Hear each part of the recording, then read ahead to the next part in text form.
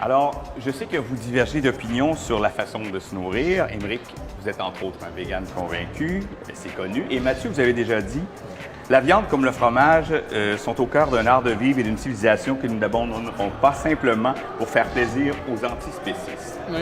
Alors, j'aimerais entendre votre réaction là-dessus, M. Caron. Oh bah ça c'est une critique qu'on fait souvent du milieu conservateur, hein. C'est cette idée en effet que notre manière de nourrir serait quelque chose d'immuable, qu'on mange d'une certaine manière aujourd'hui, alors on devrait manger comme ça encore pendant 50 ou 100 ans, ou d'ailleurs pendant des millénaires, mais ça se passe pas comme ça. Notre manière de manger a évolué depuis que l'humanité est née sur cette planète. Et puis, la manière dont on se comporte avec les animaux, c'est ça qui est important.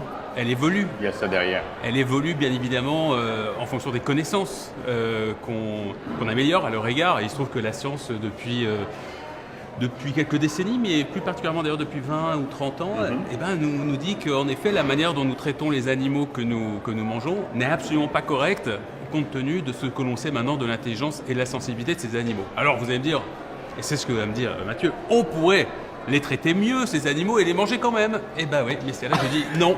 Est-ce que c'est ce que vous... Non, j'allais dire, la question de la souffrance animale est une question fondamentale, sans le moindre doute. Mais décider d'abolir... Il y a dans le véganisme, je trouve aujourd'hui, une forme de...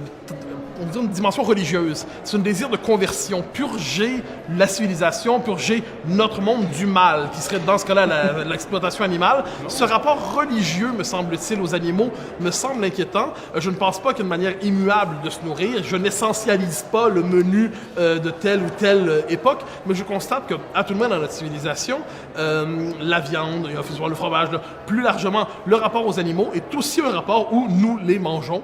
Et ça peut paraître dur comme ça, mais je pense que ça fait partie de notre monde et je n'entretiens pas un rapport, appelons ça, d'hostilité viscérale envers cette idée. Ça fait ensuite, oui, la lutte contre la souffrance animale, mais je ne la confonds pas et la lutte contre, au-delà de la souffrance animale, être capable de civiliser notre rapport avec les animaux, tout ça, oui, absolument, mais je ne vois pas pourquoi je ferais cette espèce de bond qualitatif et religieux vers le véganisme qui consiste à vouloir se purger d'une manière d'être qui serait fondamentalement répréhensible.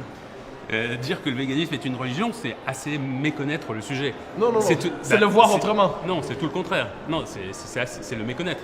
Car en réalité, justement, il y a beaucoup de nos manières de faire, et notamment de rapport à nos nourritures, qui est irrationnelle. La religion, par définition, est irrationnelle. C'est croire en quelque chose que l'on ne peut pas prouver, que l'on ne peut pas voir.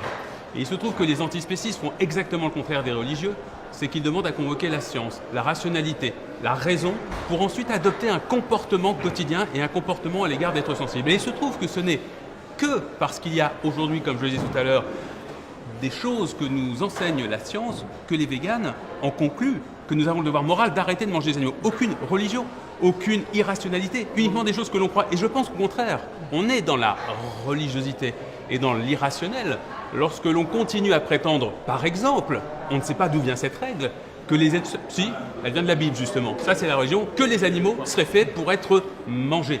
Quand vous dites par exemple aussi, nous mangeons des animaux, nous sommes faits pour ça, c'est entièrement faux. Une partie de l'humanité, culturellement, a décidé de se nourrir en mangeant des animaux. Et puis, une partie très très grande des humains sur cette planète ont décidé depuis parfois très très longtemps, depuis des millénaires, de ne pas adopter ce régime alimentaire. Permettez-moi de vous répondre néanmoins. Au XXe siècle, le marxisme croyait se réclamer de la science pour nous, alors que c'était une religion politique. Le libéralisme se réclame de la science. Est-ce qu'on pourrait rester sur le sujet? Parce que vous parlez de religion, de Marx, moi je vous parle de respect des animaux. Ça s'appelle noyer le poisson, et ce n'est pas une expression spéciste. Mais vous allez voir, je suis dans le sujet. Je suis dans le sujet néanmoins. Je m'inquiète des causes comme le marxisme, comme le libéralisme, comme l'antispécisme ou le véganisme, qui croient avoir pour eux l'appui sans le moindre doute de la science. La science, de ce point de vue, on est capable de la faire parler toujours pour une cause, et je m'inquiète lorsqu'on croit faire de sa position politique la simple déduction de quelques observations scientifiques. La science, vous n'en avez ni le monopole, je n'en ai pas le monopole, et voilà pourquoi je déplace cette question, moi, la rejeter complètement comme vous le faites aujourd'hui n'est pas... Bah si, puisque vous êtes en train de dire il ne faut pas en tenir compte. Non, je n'ai pas dit, non, j'ai pas dit ça. C'est ce que je comprends. Vous comprenez mal, manifestement. C'est peut-être que vous l'exprimez mal. Non, pas du tout. Je me rappelle vos passages, on n'est pas couché, je comprends pourquoi vous n'y êtes plus. Mais... Non, mais expliquez, parce que pourquoi parce que vous tordez les arguments de manière malhonnête dans les circonstances. Ah, d'accord. Et donnez-moi un exemple. Mais je l'ai dit, je n'ai jamais prétendu. Non, donnez-moi un exemple. Je vous le donne, là. Parce que là, ça ne suffit pas d'accuser les gens sans preuve, je vous sans le donne, démonstration. maintenant, Donnez-moi un exemple concret. Parce que là, tout ce que j'entends depuis tout à l'heure, c'est une imitation assez mauvaise d'Alain Finkielkraut. Bon. Donc on a le même chez vous, on a l'original. Alors si je viens au Québec pour rencontrer la pâle copie, c'est moyennement intéressant pour moi. Bon, alors là, vous me permettrez de vous répondre dans les circonstances une dernière fois. C'est assez lassant.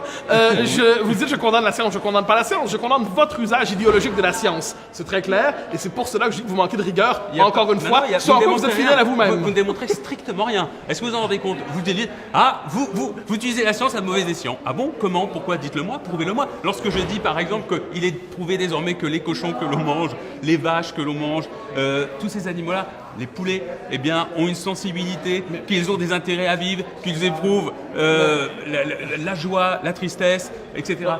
Quand je dis qu'ils ont une vie sociale, c'est la science qui nous roule, l'éthologie. C'est l'éthologie. Vous connaissez l'éthologie? Oui, cher Vous monsieur, mais connaissez dans les circonstances où vous D'accord. projetez... Et vous êtes en train... Je projette? Vous projetez... Je projette? Oui. Je peux vous dire ou non? Donc Jane Goodall projette... Non, mais c'est très non, intéressant. madame, croyez-moi. Marc Bekoff projette. Je vous Donc, tous réponds ceux ou non? qui travaillent, tous les scientifiques qui travaillent sur ces sujets projettent. Je vous réponds ou non? Je vous en prie, Mais allez-y. donnez-moi quelques Allez-y, secondes. allez-y. C'est trop aimable. Alors, je dis que cette question-là, premièrement, votre revendication de monopole sur la science dans les circonstances ne vous Aucun en monopole. pas. Oui, Mais pourquoi monopole? Mais- Vous êtes un menteur patenté.